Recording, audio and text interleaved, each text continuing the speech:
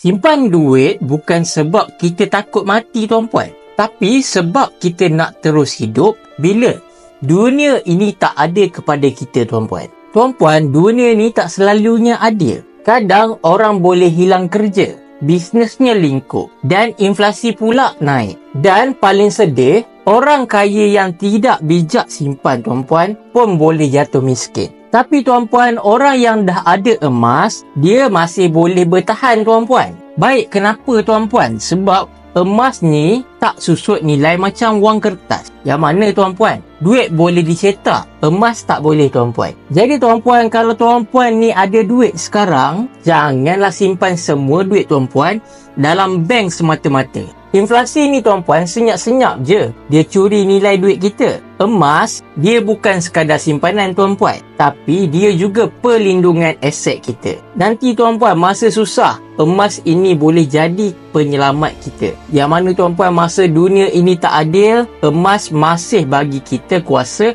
untuk hidup. So tuan-puan, kalau tuan-puan ni ada duit dan tuan-puan sayangkan nilai duit itu, jadi tuan-puan bukalah simpanan emas hari ini. Tuan-puan, saya boleh bantu anda mulakan simpanan emas 100% patuh syariah. Boleh mula bila-bila masa sahaja tuan-puan. Cuma perlu klik link di bio saya akan guide tuan-puan daripada A to Z.